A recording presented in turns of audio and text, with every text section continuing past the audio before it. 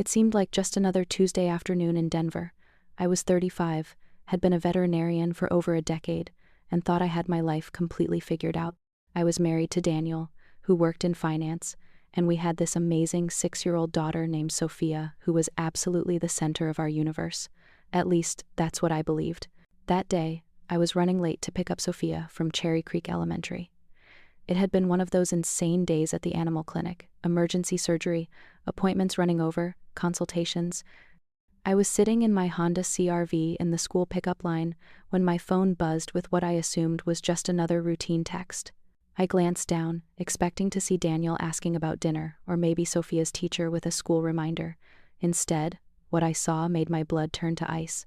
The message was from Daniel, my husband of 8 years, the father of my child, the man I had built my entire adult life around.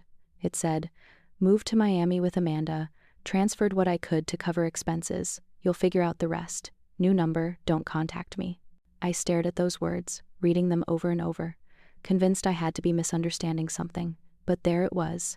My husband had just casually informed me via text that he had abandoned me and our daughter to start some new life in Miami with someone named Amanda.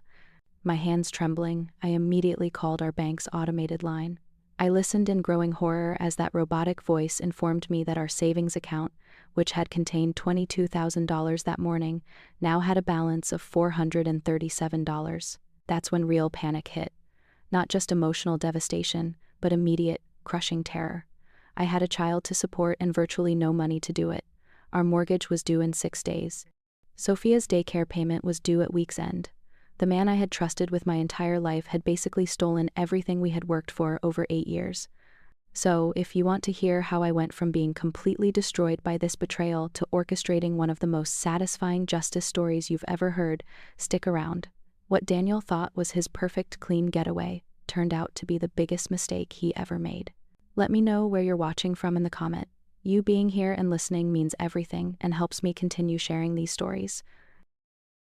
The moment I read that text, I felt like the ground had literally disappeared beneath me.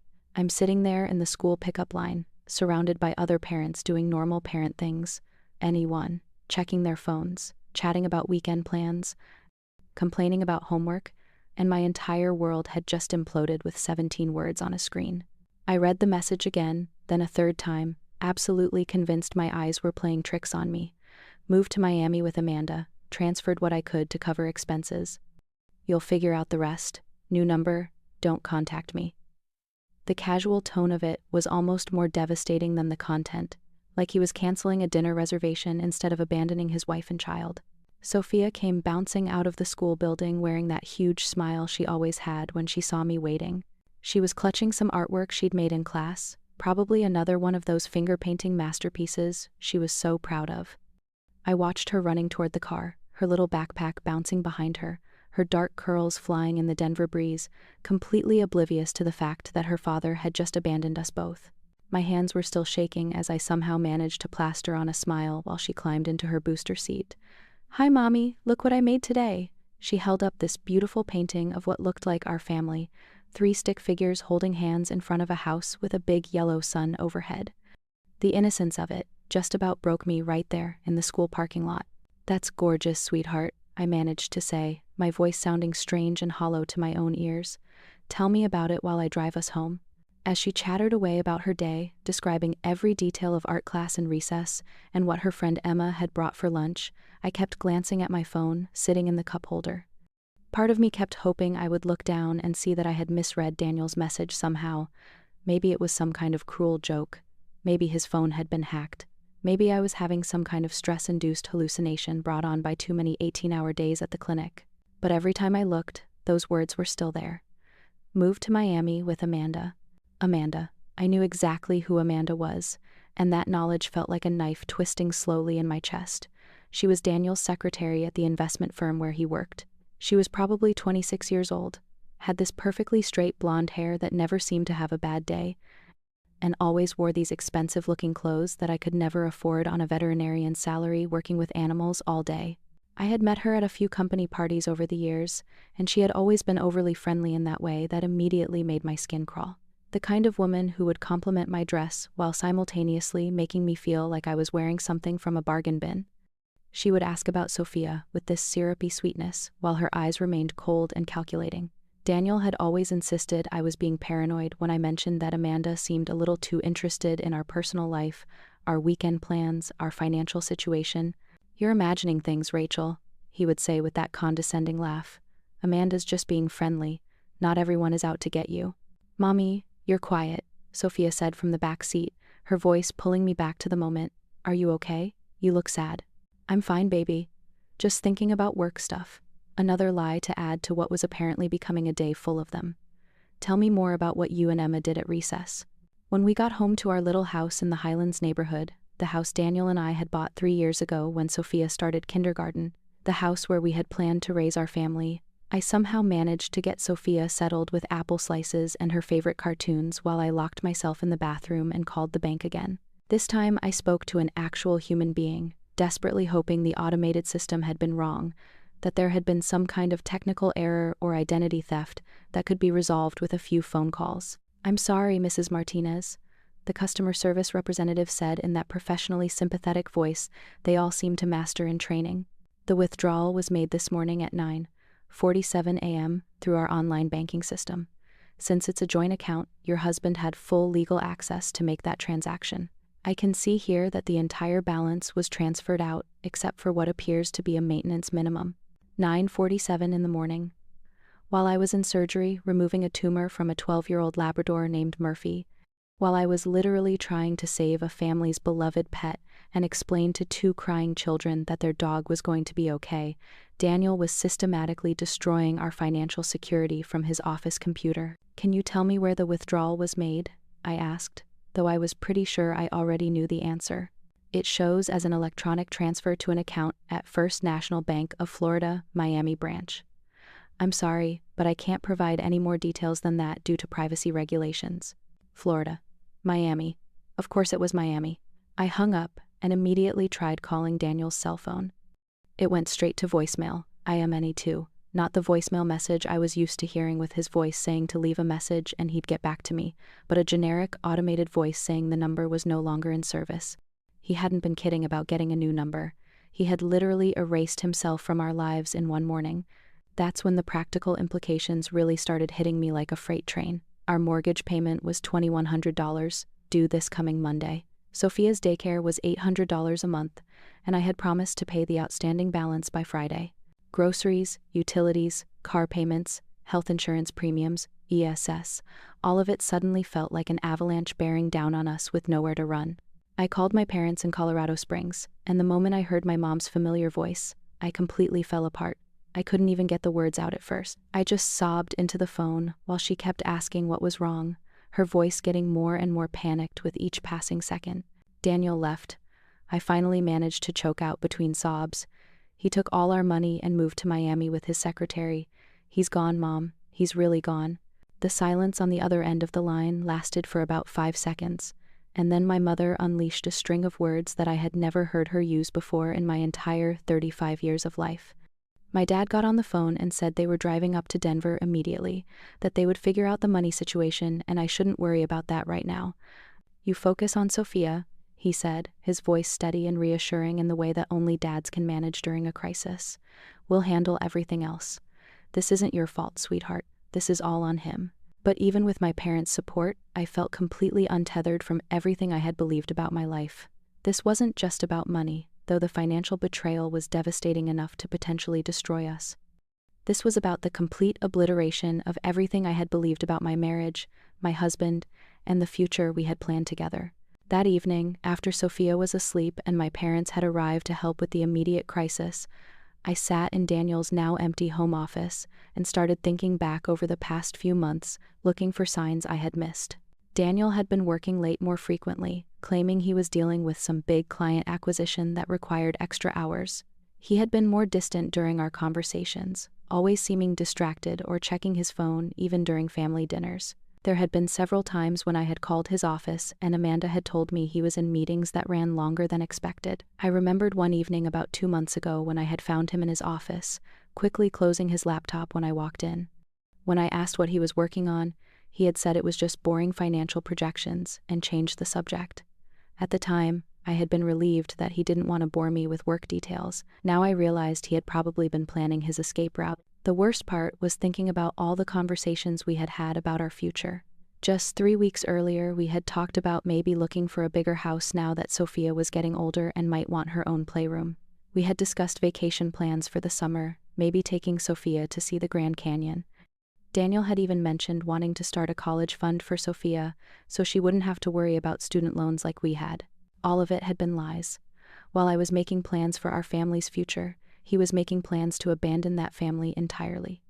The realization that every conversation, every shared meal, every bedtime story he had read to Sophia over the past few months had all been performed by someone who was actively planning to disappear from our lives was almost too much to process. As I sat there, surrounded by the evidence of my husband's deception, I felt something shift inside me. The initial shock and devastation were starting to transform into something harder and more focused. Daniel thought he could just walk away from his responsibilities, steal our money, and start fresh with no consequences. He was about to learn how very wrong he was. The first thing I did after my parents arrived was sit down with them and figure out our immediate survival plan. My dad, who had been an accountant for 30 years before retiring, went through our bills with the methodical precision that had made him so good at his job. My mom took Sophia upstairs for a bath and bedtime story, protecting her from the adult crisis unfolding in our living room. "Okay," Dad said, spreading our monthly bills across the coffee table like he was preparing for battle. Mortgage, utilities, car payment, insurance, groceries, Sophia's daycare. We're looking at about $4,000 a month in basic expenses. Your veterinary practice brings in roughly what per month? It varies, I said, my voice still shaky from the emotional roller coaster of the day. Between $3,000 and $5,000, depending on how many surgeries I have scheduled and whether there are any emergencies. But Daniel's salary was what covered most of our big expenses. I was basically handling groceries and Sophia's stuff. The reality of our financial situation was sobering. Daniel had been making about $70,000 a year at the investment firm, which in Denver was decent but not extravagant. My veterinary practice was still building clientele, since I had only been fully independent for 2 years. Together, we had been comfortable. Apart, with him having stolen our savings, I was looking at potential financial disaster. "We'll cover the mortgage for the next few months," Mom said, coming back downstairs after getting Sophia settled. "And whatever else you need, this is not the time to worry about money. This is the time to figure out what Daniel has actually done and what your legal options are." That night, after my parents had gone to their hotel, I couldn't sleep. I kept replaying the last few months of my marriage, looking for clues I had missed. Daniel and I had met 8 years ago at a charity fundraiser for the animal shelter where I was volunteering. He had been charming, funny, and seemed genuinely interested in my work with animals. He had this way of making me feel like I was the most fascinating person in the room. Our courtship had been a whirlwind. Within 6 months, we were living together. Within a year, we were married. I had been 27 and completely swept up in the romance of it all. Daniel seemed like everything I had ever wanted in a partner: ambitious, stable, ready to build a life together. When Sophia came along 3 years later, Daniel had seemed like a devoted father. He did midnight feedings, changed diapers without complaint, and spent hours reading her bedtime stories. He had been the one to suggest that I scale back to part-time work when Sophia was a baby, saying he wanted to support my bond with our daughter. Looking back now, I wondered if that suggestion had been less about supporting me and more about making me financially dependent on him. It was easier to abandon someone who couldn't survive without you than someone who had their own resources. The signs of trouble had started about 2 years ago, but they had been so subtle that I had dismissed them at the time. Unexplained charges on our credit card for restaurants I had never been to. Hotel charges that Daniel claimed were for client meetings that ran late. A gradual increase in his working hours that he attributed to trying to make partner at the firm. About 18 months ago, Daniel had convinced me that we should sell the small condo we owned and rent a house instead. He had said it would give us more flexibility and free up capital for investments. I had trusted him completely and agreed to the sale. Now I realized that decision had probably been part of his long-term plan. It's much easier to disappear when you don't have property tying you to a location.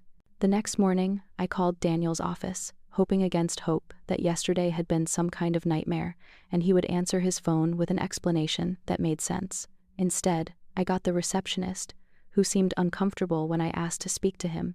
"I'm sorry, Mrs. Martinez," she said, her voice careful and professional. Daniel resigned from the firm. Yesterday was his last day. Yesterday. While I was dealing with the shock of his text message and trying to figure out how to explain to Sophia why Daddy wasn't coming home, Daniel had been wrapping up his affairs at work like nothing had happened. Did he leave any forwarding information? I asked, though I already knew the answer. I'm sorry, but I can't provide any personal information about former employees. You might want to speak to HR if you have questions about his final paycheck or benefits. His final paycheck. I hadn't even thought about that. Daniel was probably owed at least 2 weeks of salary, plus any vacation time he had accumulated. Money that should have been coming to our household to help support Sophia, but would now be going to whatever new account he had set up in Florida. I spent the rest of that morning making phone calls, trying to understand the full scope of what Daniel had done. Our joint credit cards had been maxed out with cash advances that I hadn't authorized. Our joint checking account had been closed entirely, with the remaining balance transferred to an account I couldn't access. Even our shared cell phone plan had been canceled, which explained why his number was no longer working. It was like Daniel had systematically erased himself from our shared life, while simultaneously making sure I had no way to contact him or access any of the resources we had built together. The level of planning and calculation involved was staggering. That afternoon, I drove to the law office of Jennifer Walsh, a divorce attorney who had been recommended by my friend Lisa from veterinary school. Jennifer's office was in a modest building downtown, and she had the kind of no-nonsense demeanor that immediately made me feel like I was in capable hands. What Daniel did is despicable, Jennifer said after I had explained the situation and shown her the text message and bank statements. Unfortunately, since you had joint accounts, he had legal access to that money. But the way he went about this, the abandonment of his child, the lack of any support arrangement, these things work in our favor. She leaned forward across her desk, her expression serious. We need to file for emergency child support immediately. We also need to try to locate any assets he might be hiding. Most people who plan this kind of disappearing act don't just take what's in the checking account. They usually have other resources stashed away. What do you mean? I asked. Think about it, Jennifer said. Daniel had a decent job, but not the kind of income that would support starting a new life in an expensive city like Miami while also leaving enough money for you and Sophia to survive on. Either he's been saving money secretly for a long time, or someone else is helping to finance his escape. That's when I told her about the note I had found mentioning Linda and the apartment deposit. Jennifer's eyes lit up with interest. His sister helped with the apartment? That's very interesting. If she provided financial assistance for him to abandon his child, that could be relevant to our case. Do you have any documentation of their financial relationship? I didn't, but I promised to look through Daniel's papers more thoroughly.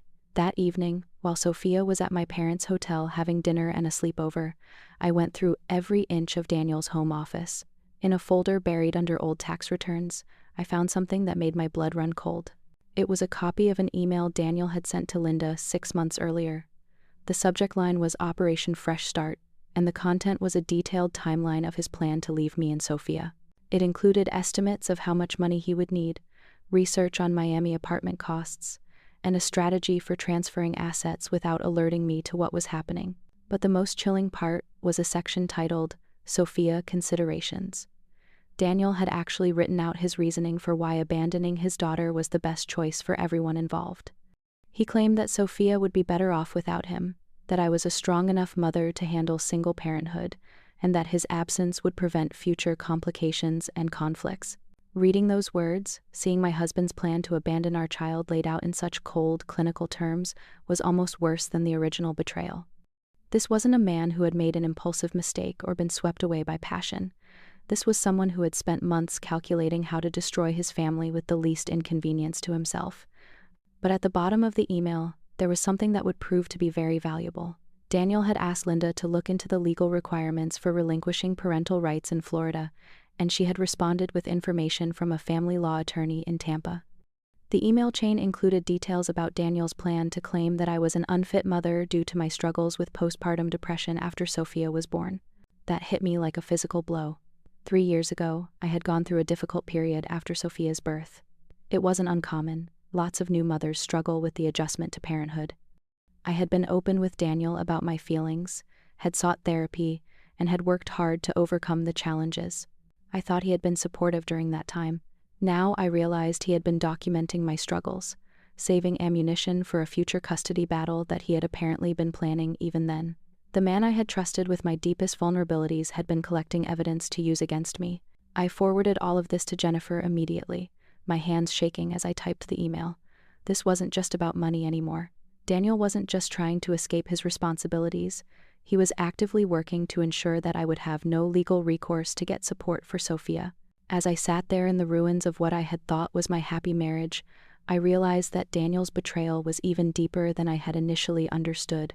He hadn't just broken my heart and stolen our money, he had been planning for years to take away everything that mattered to me, including my daughter. But he had made one crucial mistake. In his arrogance and careful planning, he had created a paper trail, and now I had evidence not just of his financial crimes, but of his calculated plan to destroy our family. Daniel thought he was so smart, planning his escape so carefully, but he was about to discover that I wasn't the helpless victim he thought I was. I was a woman who had spent years building a career, who had survived the challenges of new motherhood, and who would fight with everything I had to protect my daughter. The game was just beginning, and Daniel had no idea what he was up against. Armed with the evidence I had found in Daniel's office, I met with Jennifer the next morning. She read through the emails between Daniel and Linda with the intensity of someone who had seen too many cases like this, but her expression grew darker with each page. "This is premeditated abandonment," she said, setting down the papers and looking at me with a mixture of sympathy and professional anger. "And it's much worse than I initially thought. Your husband didn't just decide to leave you unpause. He's been planning this for at least 6 months, possibly longer. The fact that he was already researching how to terminate his parental rights while you were still living together as a family shows a level of calculation that judges really don't like to see." I felt a mix of vindication and horror washing over me in equal measure. Vindication, because I finally had proof that I wasn't crazy, that my instincts about something being wrong in our marriage had been absolutely correct. Horror, because the scope of Daniel's betrayal was even larger than I had imagined in my worst moments. "What does this mean for our case?" I asked, trying to keep my voice steady despite the emotions churning inside me. "It means we have a strong foundation for demanding emergency child support and potentially recovering some of the assets he's hidden," Jennifer explained, making notes on a legal pad. "But we need to move fast. Every day that passes makes it harder to trace where the money went and what other accounts he might have set up. People like Daniel don't usually stop at taking what's visible. They hide money in places their spouses would never think to look." Jennifer explained that we would file for emergency custody and support orders within the week, but she also wanted to hire a forensic accountant to dig deeper into Daniel and Linda's financial activities. She suspected that the $22,000 from our savings account was just the tip of the iceberg. "People who plan escapes this elaborate usually have been moving money around for months or even years," she said, her tone matter-of-fact but grim. "They'll open new accounts under different names, transfer funds to family members or business associates, sometimes even move money offshore to places where it's much harder to trace. We need to follow every trail we can find before those trails go cold." That afternoon, I got a call that I had been dreading but somehow expecting ever since I found those emails. It was from Daniel's mother, Margaret, who lived in a wealthy suburb of Seattle and had always made it painfully clear that she thought Daniel had married beneath his station when he chose me. Margaret had never liked me from the moment Daniel first brought me home to meet his family. She had this way of making cutting comments disguised as concern, asking if I was sure veterinary medicine was stable enough for someone planning to start a family, or wondering aloud if my parents' working-class background might make it hard for me to fit in with their social circle. "Rachel," her voice was ice-cold through the phone, carrying that tone of moral superiority that I had learned to dread over the years. "I think we need to have a conversation about this situation you've created." "Situation I've created?" I couldn't keep the disbelief out of my voice. "Margaret, Daniel abandoned me and Sophia with no warning. He took all our money and moved to Miami with his secretary. What exactly do you think I created here?" "Don't play innocent with me," she snapped, her voice taking on the sharp edge that had always intimidated me in the past. "Linda told me all about your threats, about how you said you'd keep Sophia away from Daniel unless he paid you more money than any court would ever award, how you've been making his life miserable for months with your constant demands and your depression episodes that you refuse to get proper treatment for." I felt like I had been physically slapped. "That's not true. None of that is true, Margaret. I've seen the text messages, Rachel." Linda showed me screenshots. I know you threatened to turn Sophia against her father if he didn't give you everything you wanted in the divorce. I know you told him you'd make sure he never saw his daughter again unless he paid you thousands of dollars every month. Text messages? I hadn't sent Daniel any text messages about money or threats. In fact, I hadn't been able to contact him at all since he changed his number and disappeared. Which meant that either Margaret was outright lying to me, or Daniel was manufacturing fake messages to show his family, creating evidence of threats that had never actually been made. Margaret, I think Daniel has been lying to you and Linda, I said, trying to keep my voice calm despite the fury building inside me. I haven't sent him any threatening messages. I haven't demanded money beyond what Sophia needs for basic support. He left us with $400 in our checking account and no way to pay our mortgage or buy groceries. Well, that's not what Linda says, Margaret replied with the tone of someone who had already made up her mind and wasn't interested in hearing contradictory evidence. She says you've been planning this whole thing for months, trying to trap Daniel into paying you more than you deserve by threatening to take away his parental rights. After I hung up on Margaret, feeling more frustrated and angry than I had since this whole nightmare began, I realized that Daniel's plan was even more sophisticated than I had initially understood. He wasn't just disappearing. He was actively working to control the narrative around his disappearance, making sure that his family and probably our mutual friends believed I was the villain in this story. That way, if I tried to get help from his relatives or reach out to people who had known us as a couple, they would already be predisposed to believe that I was lying, manipulative, and probably emotionally unstable. It was a brilliant strategy for isolating me and making sure I had no support system to fall back on. I called Jennifer immediately and told her about the conversation with Margaret. She wasn't surprised by anything I told her. This is classic behavior for someone planning this kind of abandonment, she said. Emotional abusers often work hard to make sure their victim looks like the aggressor. It serves two purposes. It justifies their behavior in their own mind, and it isolates the victim from potential sources of support. Daniel is making sure that when you try to tell people what really happened, they'll already have heard a completely different version of events. That evening, after Sophia was asleep and my parents had gone back to their hotel, I decided to do some detective work of my own. I logged into our shared computer and started looking through Daniel's browsing history, email accounts, and any other digital footprints he might have left behind. Most of his personal accounts had been deleted or password changed, but he had forgotten about one crucial thing, his connection to our shared cloud storage account. What I found there was a treasure trove of evidence that would change everything about how I understood the scope of Daniel's betrayal. There were months and months of email exchanges between Daniel and Linda that laid out their entire plan in excruciating detail. Linda hadn't just helped with the apartment deposit, she had been the mastermind behind Daniel's disappearance from the very beginning. She had researched Miami real estate markets, helped him open new bank accounts in Florida, coordinated with Amanda to find him a job, and even provided detailed advice on how to transfer assets without triggering any red flags. But more importantly, I found evidence of money that I had never known existed. Bank statements for an account in the Cayman Islands that contained over $45,000, investment accounts that Daniel had opened without my knowledge, funded with money that should have been going to our household expenses. Even documentation for a second property that he and Linda had purchased together in Tampa, a condo that they had apparently been planning to use as Daniel's backup residence. Daniel hadn't just stolen our savings, their use apparently one. He had been systematically hiding assets for over 2 years, probably ever since Sophia was born, and I had scaled back my veterinary practice to part-time work. While I was trusting him completely to handle our finances and plan for our family's future, he was building himself an elaborate escape fund and planning his exit strategy.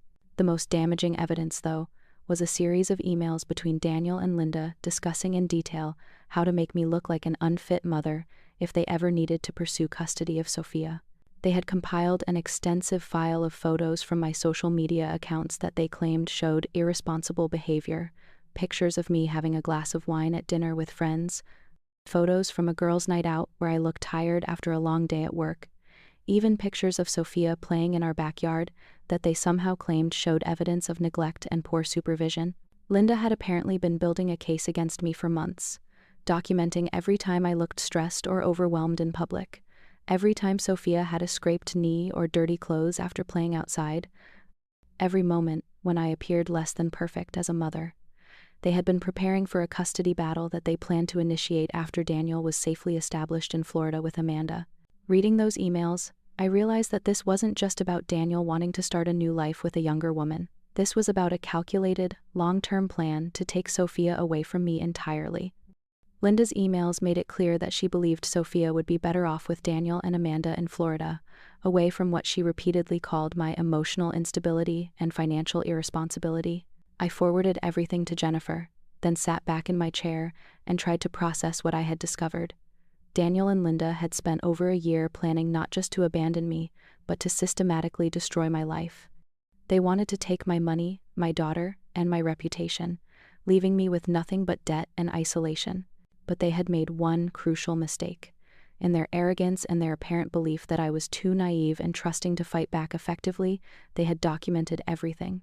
Every email, every bank transfer, every step of their plan was laid out in digital black and white, waiting for someone smart enough to find it. As I sat there looking at the evidence of their conspiracy, I felt something I hadn't experienced since this whole nightmare began.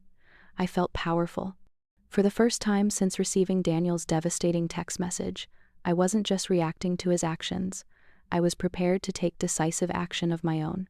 But I also realized that if Daniel was willing to go to these lengths to destroy me, then Amanda might not be as secure in her position as she thought she was.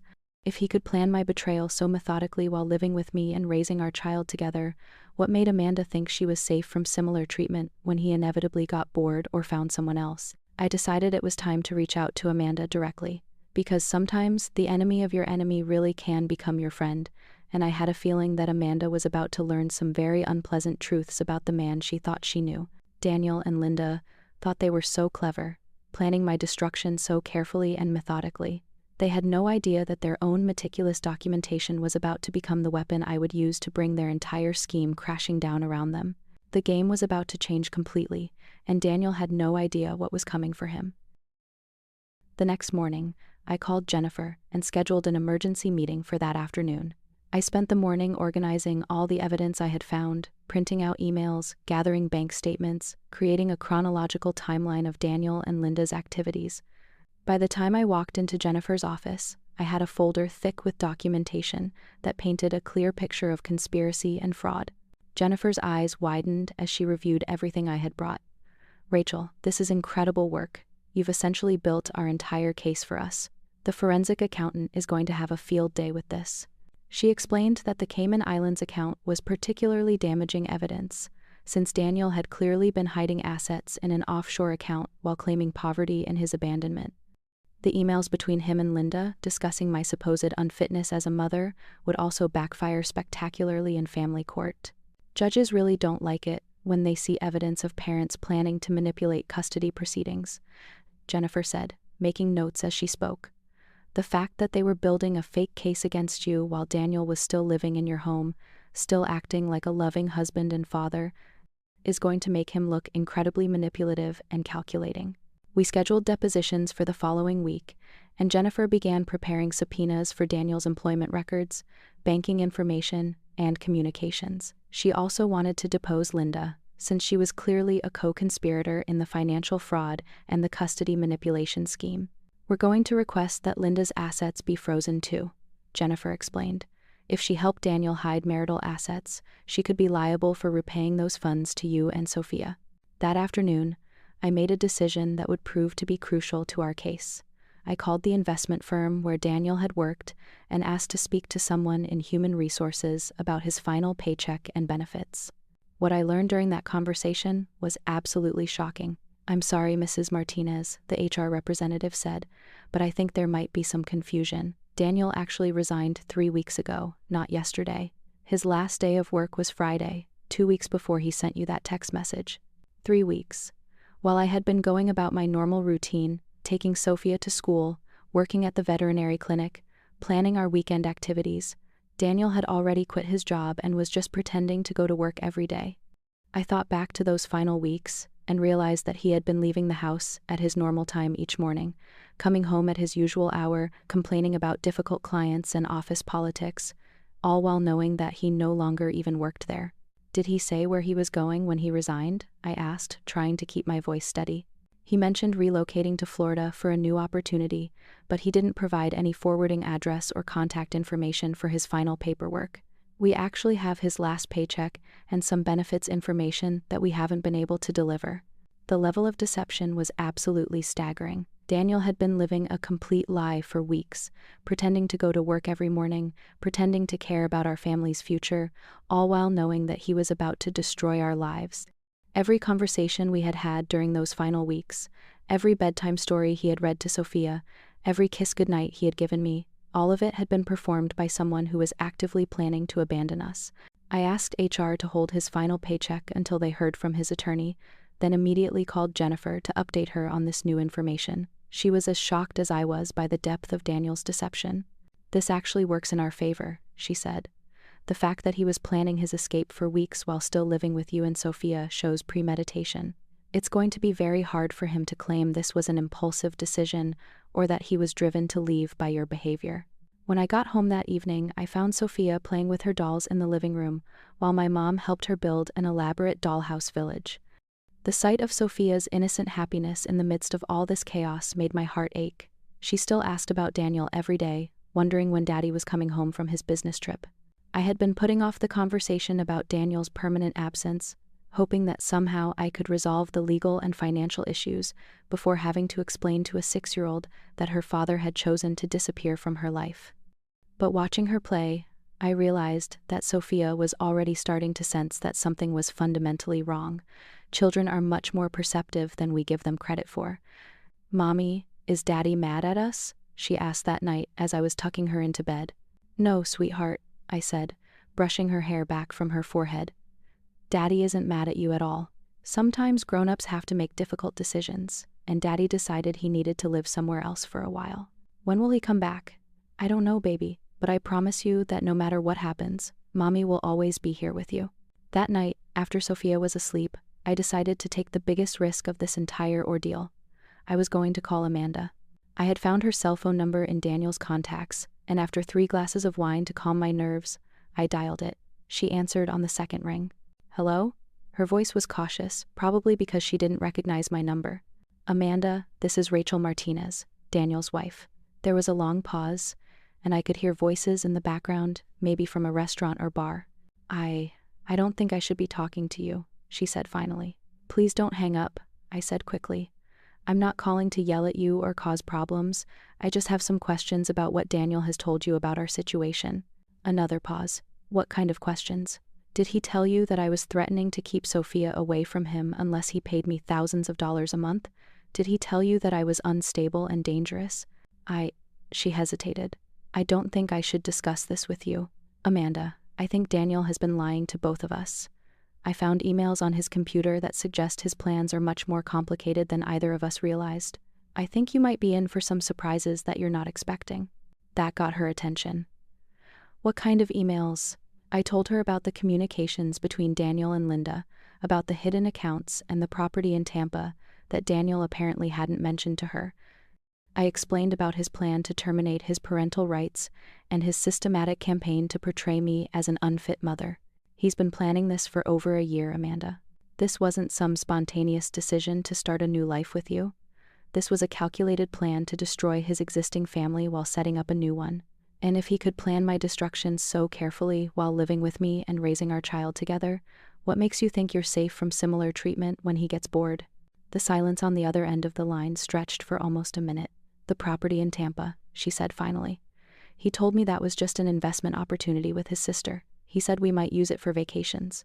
According to the emails I found, it's his backup plan in case things don't work out in Miami. He and Linda have been planning multiple escape routes." "I need to think about this," Amanda said, her voice shaking slightly. "I can't. I need to process what you're telling me." "Amanda, I'm not asking you to betray Daniel or do anything that would hurt you. But if he's been lying to me about fundamental things for years, chances are he's been lying to you too. Maybe you should ask him some questions about his financial situation and his long-term plans. See if his answers match what he's told you before." After I hung up, I wasn't sure if I had accomplished anything or just made things worse, but I had planted a seed of doubt, and sometimes that's all it takes to make someone start questioning what they've been told. The next few days were a whirlwind of legal activity. Jennifer filed our emergency motions for child support and asset recovery. The forensic accountant began tracing Daniel's financial activities, discovering additional accounts and transactions that painted an even darker picture of his deception. We started the process of serving subpoenas to banks, employers, and Linda herself. Jennifer also arranged for me to meet with a child psychologist who specialized in helping children cope with parental abandonment. She explained that Sophia would need professional support to process Daniel's disappearance, and that having documentation of Sophia's emotional needs would strengthen our case for child support. But the most interesting development came 3 days after my conversation with Amanda. She called me back. "Rachel, I need to tell you something," she said, her voice tight with anger. "You were right about Daniel lying. I confronted him about the things you told me, and his stories didn't add up. When I pressed him for details about the Tampa property and the offshore accounts, he got defensive and told me I was being paranoid." "What happened?" I asked. "I did some investigating of my own.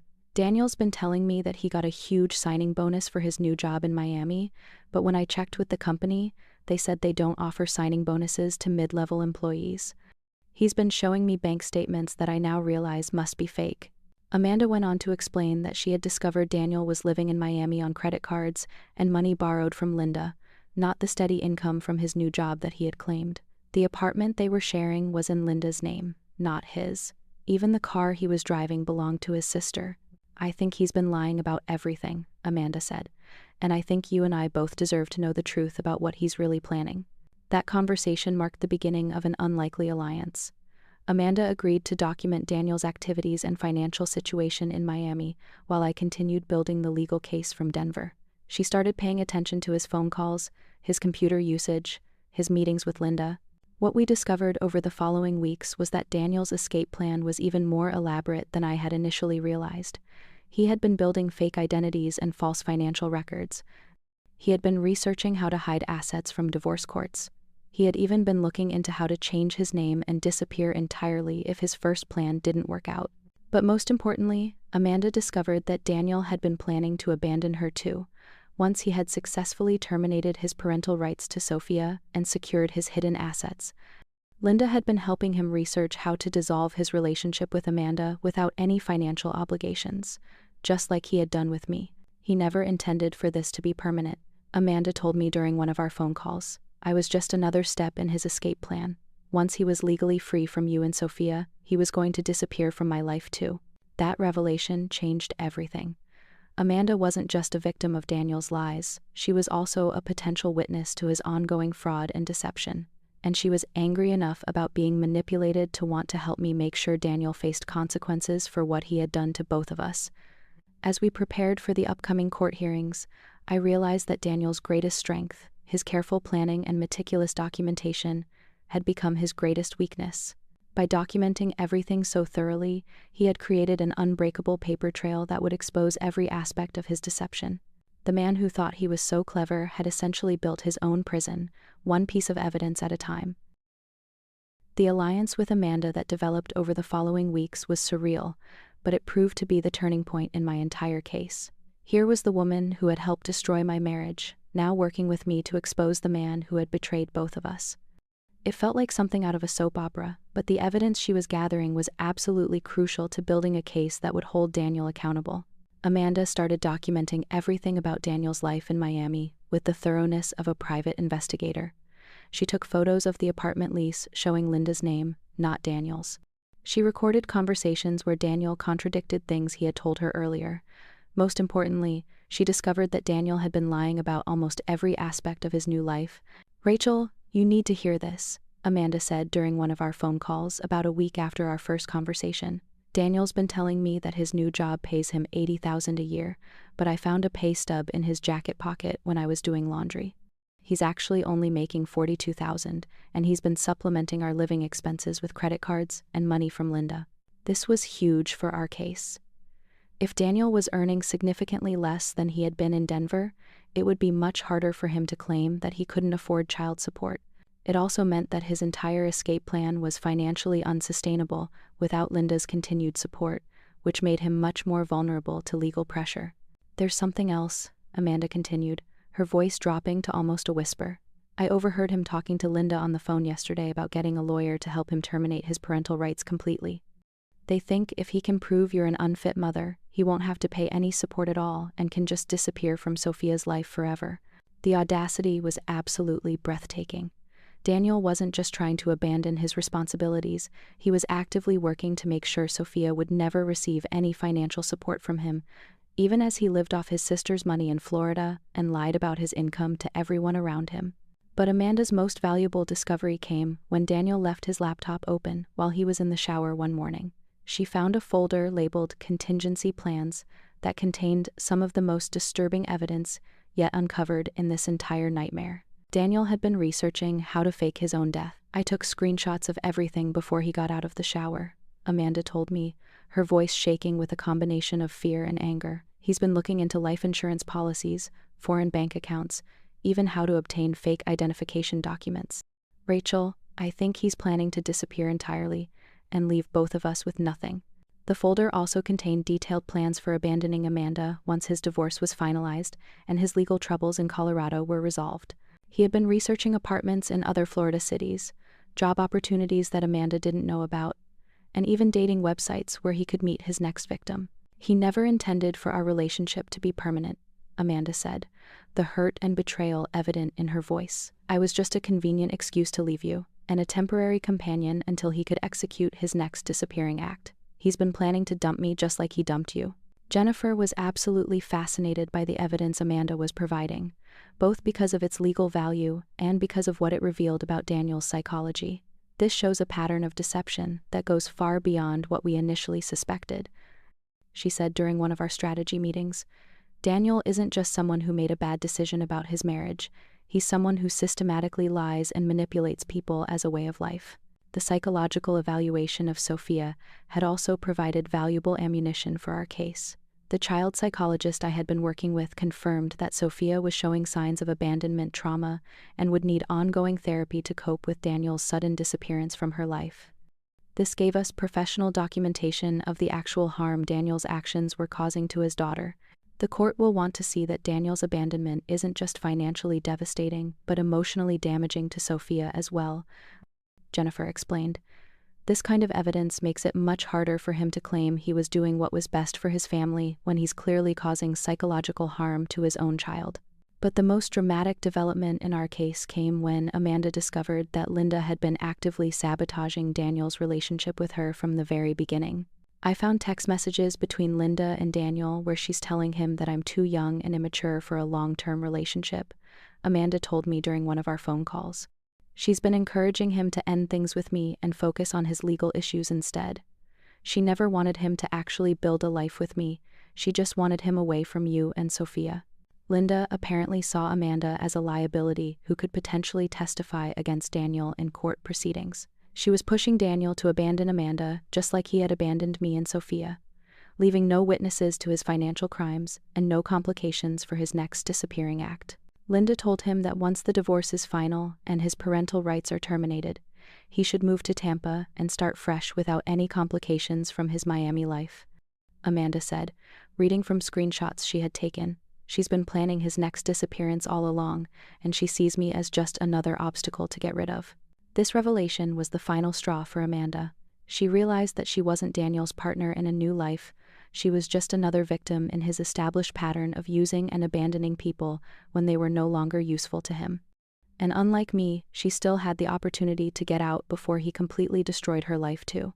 I want to help you make sure he faces consequences for what he's done, Amanda told me during what would be one of our longest conversations. Not just to you and Sophia, but to everyone he's hurt with his lies. I can't let him do to someone else what he's done to us. Jennifer arranged for Amanda to provide a formal deposition documenting everything she had witnessed about Daniel's deception, his hidden assets, and his plans to evade his responsibilities. Amanda also agreed to testify in person at our court hearings if necessary, despite the personal cost of admitting publicly that she had been deceived as thoroughly as I had been. Having Amanda as a witness completely changes the dynamics of this case, Jennifer explained to me before the deposition. Daniel can't claim that you're a vindictive ex-wife making false accusations when his current girlfriend is providing the same evidence and reaching the same conclusions about his character. The deposition took place in Jennifer's office on a rainy Thursday morning in late October. Amanda had flown up from Miami specifically for this meeting, using money she had saved from her own job since she could no longer trust anything Daniel told her about their shared finances. She looked nervous but determined as she answered questions about Daniel's behavior and his plans. He told me that Rachel was crazy and that she had been threatening to keep Sophia away from him unless he paid her thousands of dollars in support. Amanda testified under oath, but when I saw the actual evidence of what happened, it was clear that Daniel had been the one planning to abandon his family all along. She provided detailed testimony about the fake bank statements Daniel had shown her, the lies about his income and job prospects, the hidden property in Tampa that he had presented as a joint investment, and the contingency plans for his next disappearance. Most damaging of all, she testified about overhearing Daniel tell Linda that he never should have had a kid, and that Sophia was an obstacle to his freedom that he should have dealt with years ago. Hearing those words, even secondhand, felt like a knife being twisted in my chest. But they also strengthened my resolve to make sure Daniel faced full consequences for his choices and could never abandon another family the way he had abandoned ours. After Amanda's deposition, Jennifer filed additional motions, requesting that Daniel's assets be frozen immediately and that he be ordered to return to Denver for court proceedings. We also requested that Linda be held in contempt for her role in hiding marital assets and conspiracy to defraud me of child support. Daniel probably thinks he's safe in Florida, beyond the reach of Colorado courts, Jennifer said as we prepared the additional filings. He's about to learn that family law doesn't work that way. He can't just move to another state and ignore his legal obligations to his wife and child. The next phase of our legal strategy involved serving Daniel with subpoenas and court orders that would force him to respond to our accusations and return to Colorado for hearings. If he ignored them, he would be in contempt of court and subject to arrest. If he tried to defend himself, he would have to explain the evidence that Amanda and I had gathered about his deception and hidden assets. Either way, his days of hiding from his responsibilities and living off his sister's money were about to come to an end. But Daniel's response to being served with legal papers was more dramatic than any of us expected. Instead of hiring a lawyer and preparing a defense, instead of trying to negotiate a settlement, he decided to double down on his pattern of deception and manipulation.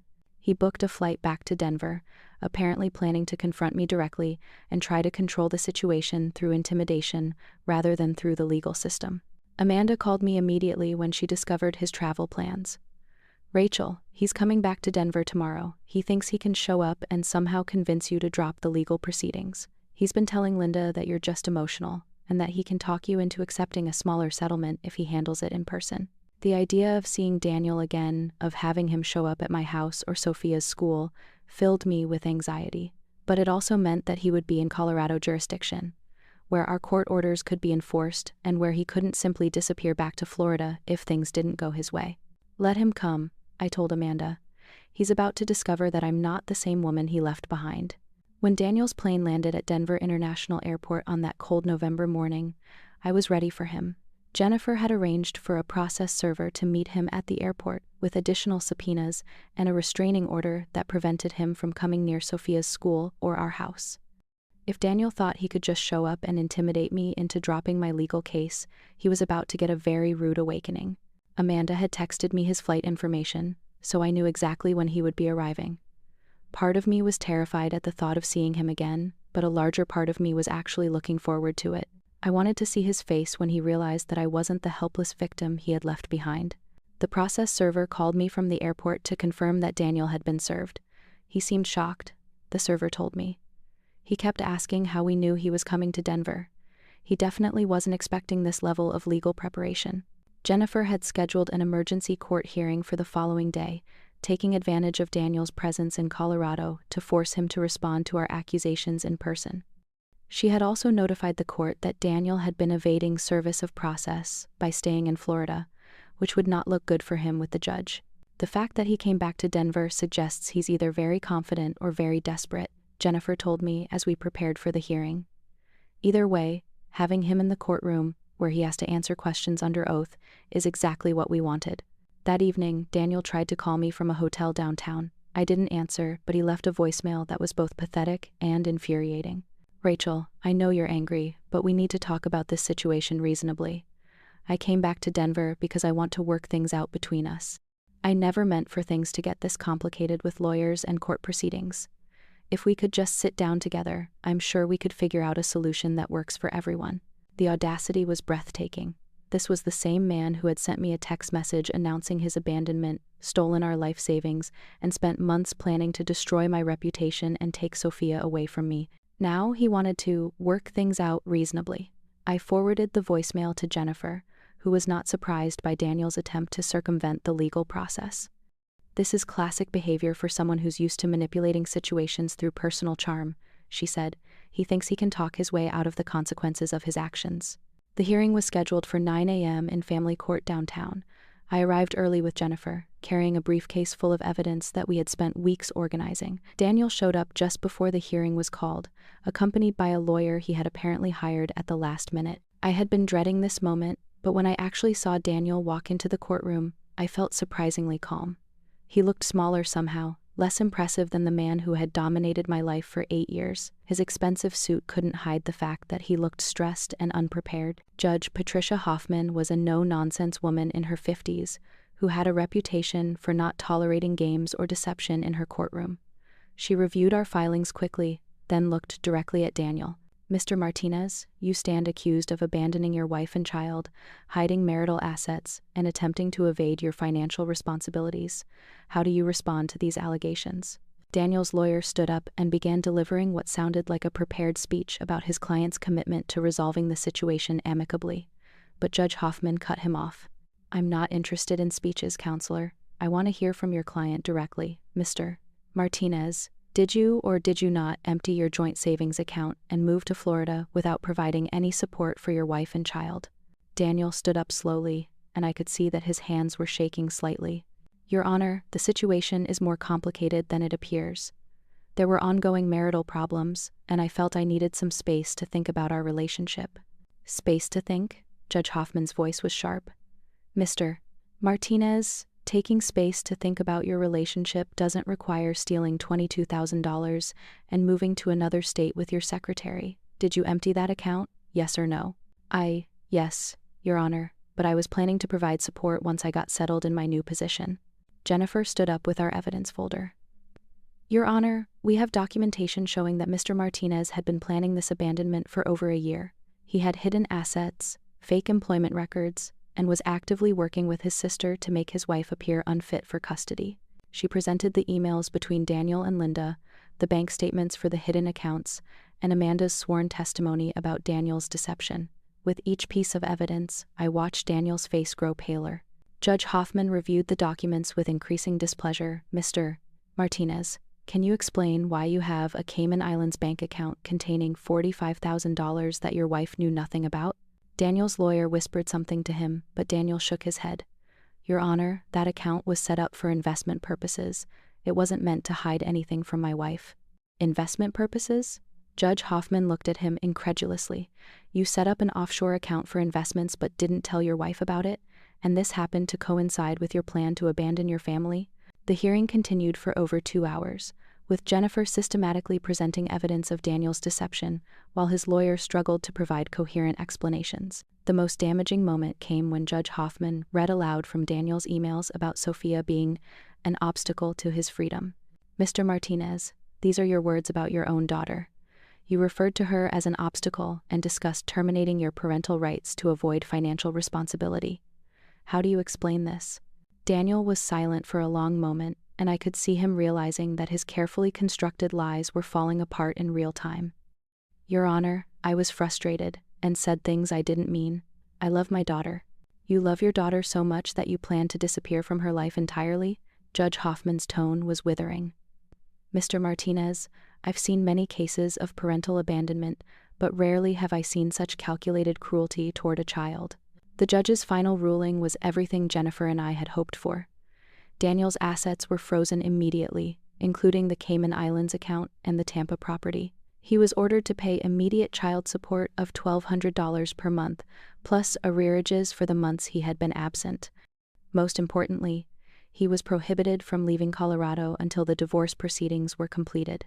Mr. Martinez, you will also be subject to supervised visitation with your daughter, assuming she wishes to see you after the trauma you've caused her. And I'm ordering a full forensic accounting of all your assets and financial activities for the past 3 years. As we left the courthouse, Daniel tried to approach me in the parking lot. Rachel, please, we need to talk about this privately. This doesn't have to be so adversarial. Stay away from me, Daniel, I said, feeling stronger and more confident than I had in months.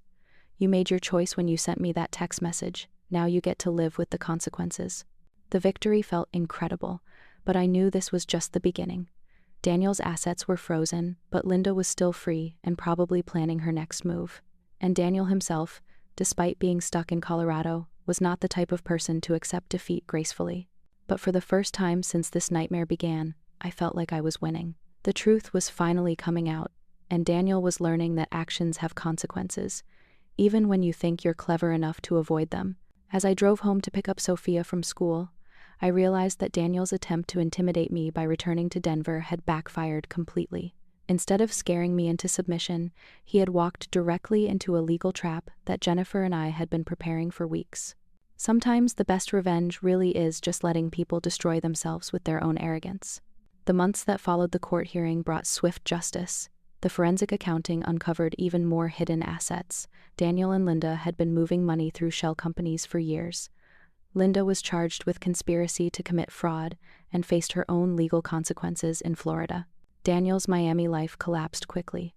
Without Linda's financial support and with his assets frozen, he couldn't maintain the expensive lifestyle he had promised Amanda. She returned to Denver and provided additional testimony that helped recover nearly all of the stolen funds. The supervised visitation with Sophia never happened. When the court-appointed psychologist asked Sophia if she wanted to see her father, she said no. "Daddy left us," she told the psychologist. "I don't want to see someone who leaves." Daniel eventually accepted a settlement that required him to pay full child support, surrender all claim to our house, and cover Sophia's therapy costs. He returned to Florida with nothing but his job and a damaged reputation. 2 years later, Sophia and I are thriving. I expanded my veterinary practice and bought us a beautiful house in a great school district.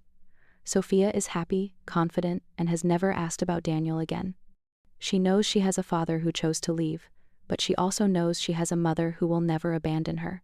I learned that sometimes the worst betrayal can lead to the best life you never imagined. Daniel thought destroying our family would set him free, but it actually freed me from a marriage built on lies. To everyone who followed this journey, we presented. If my story moved you, please subscribe and share. Every story of resilience matters, and together we prove that the truth always wins in the end. Keep fighting for justice, and I'll see you in the next video.